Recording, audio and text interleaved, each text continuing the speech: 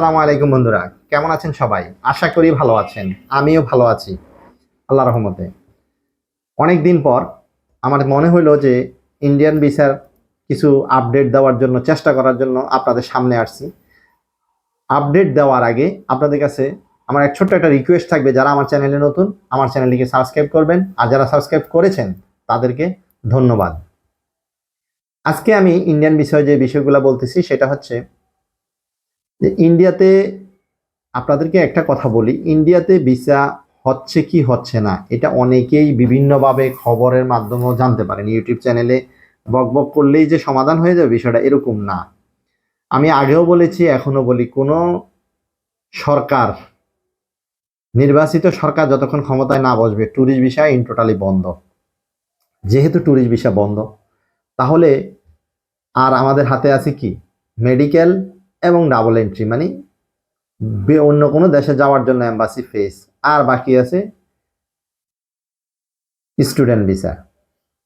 ঠিক আছে, এখন প্রশ্ন হচ্ছে যে আসলে যারা চিকিৎসার জন্য যাবে, আমি দেখছি এই দেশে যে কোনো জিনিস একবার যদি কোনো কারণে বাধাগ্রস্ত হয়, মানে অনেকগুলো বিষয় আপনি দেখেন, সৌদি আরবে বাংলাদেশ থেকে যেতে কত লাগে, ইন্ডিয়া থেকে কত লাগে, নেপাল থেকে কত লাগে, এই জিনিসগুলো যাচাই করবেন। তো আমাদের দেশেও এখন মানে দালালরা এমন একটা চক্র কাজ করতেছে ভিসার ক্ষেত্রে।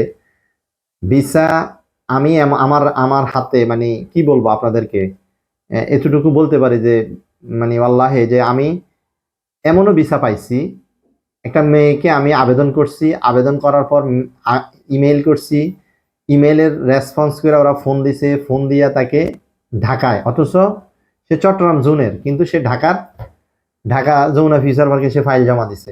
জমা দেওয়ার পর তাকে আবার ফিরতি মেল দিছে, মেল দিয়ে তাকে বলছে এই এই ডকুমেন্টসগুলো আপনার গ্যাপ আছে, এগুলো ফিল আপ করে দেন।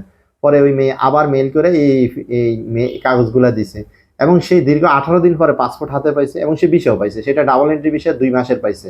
ঠিক আছে, গত পরশু দিনের কথা, সে ডাবল এন্ট্রি ভিসা 2 মাসের পাইছে। এরপর হচ্ছে মেডিকেল। দেখেন, ডাবল এন্ট্রি ভিসা দালালরা লাখ টাকার উপরে ডিমান্ড করে, আর মেডিকেলের ক্ষেত্রে ওরা 50-60 হাজারের মতো ডিমান্ড করে। এখন অনেকেই স্বাভাবিক, যারা সামান্য অর্থোপেডিক ডাক্তার দেখাবে, অথবা গ্যাস্ট্রিক, অথবা মানে বিভিন্ন টুকিটাকি নর্মাল প্রসেস যা একেবারে না গেলে নাই হবে, এমন লোক কিন্তু 50,000 টাকা খরচ করে মেডিকেল ভিসা লাগাবে না। এটা ওরাও জানে, যারা ব্রোকার আছে, মিডিয়া আছে, তারা জানে। কিন্তু একটু কষ্ট করলে, আপনাকে মেল পাঠাইলে, অথবা আমি এখন দেখছি যে স্লট স্লট পাওয়া যায় মোটামুটি।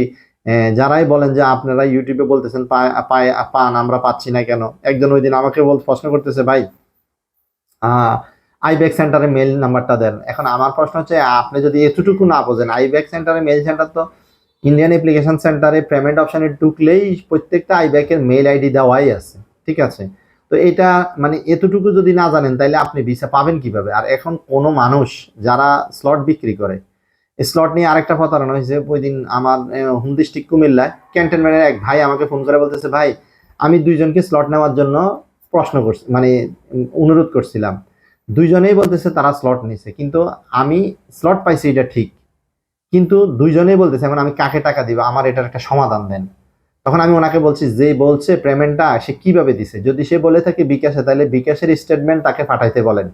কারণ উনি যে পেমেন্টটা দিছে এই ওয়াইপ ফাইল নাম্বারে বিকাশ স্টেটমেন্টটা কিন্তু আসবে। এটা আমি আপনাদেরকে সতর্কতার জন্য বলতেছি।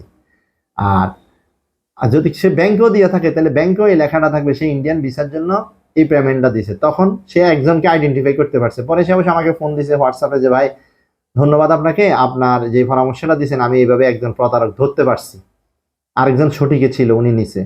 এখন এরপরে আরো কিছু কথা থাকে, অনেকেই স্লট নিতে দেখি, স্লট নেওয়ার পরও ভিসা হয় না। কেন হয় না? এখানে আরো একটা চক্র কাজ করে, যে আসলে টাকা দিয়ে যেখানে ভিসা নিচ্ছে পাবলিক, তাকে নর্মাল স্লট নিয়ে যদি ভিসা দিয়ে দিই, তাহলে যারা টাকা দিচ্ছে তারা ভবিষ্যতে আমাদেরকে আর টাকা দিবে না ভিসা লাগানোর জন্য। দেখেন, ইন্ডিয়ার সাথে পাকিস্তানের অনেক সমস্যা, তারপরেও কি ইন্ডিয়া পাকিস্তানকে ভিসা দিচ্ছে না? অবশ্যই দিচ্ছে।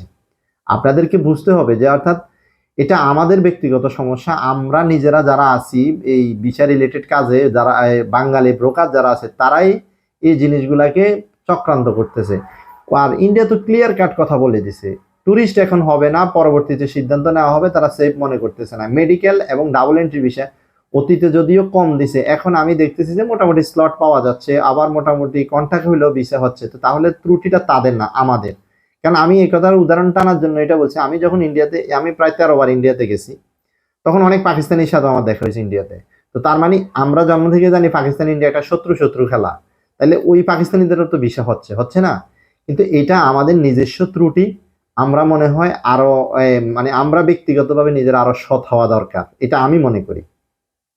যাই হোক, আমি এখানে ইন্ডিয়ার চাপাইয়ের জন্য আসছি না, আর বাংলাদেশের মূল বিষয়টা যেটা আমি সেটা আপনাদেরকে বোঝানোর জন্য চাচ্ছি যে আমাদের একান্ত দরকার, নাহলে যেহেতু ভিসা এখন চালু করতেছে না, কেউ বিলাসিতা করার জন্য তো ইন্ডিয়া যাওয়ার দরকার নাই অযথা। আর যারা অন্য দেশের এম্বাসি ফেস করবেন তারা যাইতে হবে, একান্তই দরকার হলে তারা হয়তো কন্টাক্টে যাবেন, অথবা এখন কিন্তু আরো অ্যালার্ট করে দিচ্ছি, কয়েকজনকেই আমি দেখছি যে তার ভিসা মানে পাসপোর্টের 43 নম্বর পেজে FRF নাম্বার দিয়ে দিয়ে দিছে। এখন এটা দেখা গেছে 2 বছর 3 বছর 4 বছরের জন্য ওকে মানে আর ভিসা দিবে না। অনেকে হয়তো চিন্তা করে যে ভিসা না দিলে কি হয়েছে, আমি পাসপোর্ট এটা বাদ দিয়ে হারাই গেছে জিডি করবো এই সেই। জিডি যাদের পাসপোর্ট লস পাসপোর্ট থাকে, ইন্ডিয়া লস পাসপোর্ট থাকলে ভিসা দেয় না, এটা আপনাদেরকে বুঝতে হবে। এখন যার প্রয়োজন সে ইন্ডিয়া যাবে, আর যার প্রয়োজন নাই সে তো যাবে না, এটাই তো স্বাভাবিক। তো এই জন্য সে যা করা দরকার সে করে। ইভেন আমি অনেক ভাইকে দেখছি সে নিজে নিজে বৈশা কম্পিউটারে রাতকে রাত দিনকে দিন স্লট নিছে, নিয়ে ভিসা পাইছে। অর্থাৎ মূল যে বিষয়টা আমি আপনাদেরকে ইন্ডিয়ান ভিসার ক্ষেত্রে বলবো যে অতীত বলতে 5 আগস্টের পর থেকে আজকে পর্যন্ত যে ভিডিওটা করা পর্যন্ত আমি এতটুকু বলবো, বিগত পিছনের মানে অর্থাৎ জানুয়ারি মাসে এখন মোটামুটি আমি ভিসার রেশিও ভালো পাচ্ছি। যারা ডিসেম্বরের 20 তারিখের পর থেকে জমা দিছে, আমি মোটামুটি 20 জনের সাথে কথা বলছি, তার মধ্যে 18 জনেই ভিসা পাইছে, 2 জনে পায় নাই। তার মানে এটা স্বাভাবিক নর্মাল সময়ের মতোই। তবে এই ভিসা পাওয়ার জন্য স্লট নেওয়ার জন্য একটু ব্যাক পাইতে হয়েছে, হয়তো কোনো ব্রোকারের মাধ্যমে স্লট নিছে, আর যারা একটু শিক্ষিত আছেন, যারা ওয়েবসাইট ঘাটাঘাটি করতে পারেন, তারা নিজেরাই নিছেন। আর মেডিকেল ভিসা অনেকে ইমেল করে পাঠাইও ডেট নিছেন, সেটাও দিছে, ভিসাও দিছে। তো তার মানে ইন্ডিয়ান ভিসার ক্ষেত্রে এখন আমি বলবো একটু সচেতন এবং একটু প্রপারলি ডকুমেন্টস। ওরা যেমন আমি পর্তুগালের ক্ষেত্রে অনেকের দেখি পর্তুগালে যাবে, সে আমার বলতেছে ভাই আমি ভিসা লাগাবো, তাই আমি বললাম দেন ওয়ার্ক পারমিট দেন। যে লোক আমাকে নিবে সে বলছে যে এখন আগে ভিসা লাগাইলাও পরে ওয়ার্ক পারমিট বাইরে না, এখন আর আগের দিন নাই, আপনাকে জেনুইন ওয়ার্ক পারমিট পর্তুগালের দিতে হবে। এটা এমন আছে ইন্ডিয়ান হাই কমিশন যাচাই করতে পারে। এবং ইন্ডিয়ায় বিএসএফ গ্লোবালে আপনি এম্বাসি ফেস করতে যাবেন, তারা অবশ্যই তাদের বিএসএফ কে মেইল করতে পারে যে এই লোকটা এত তারিখে তার অ্যাপয়েন্টমেন্ট আছে কিনা। আপনি ভুয়া একটা অ্যাপয়েন্টমেন্ট বানাইয়া দিয়ে দিলেন যে অমুক দিন আপনার ওখানে অ্যাপয়েন্টমেন্ট আছে, আর যদি এটা প্রমাণিত হয় তাহলে আপনার পাসপোর্ট প্রত্যাখ্যান হইতে পারে।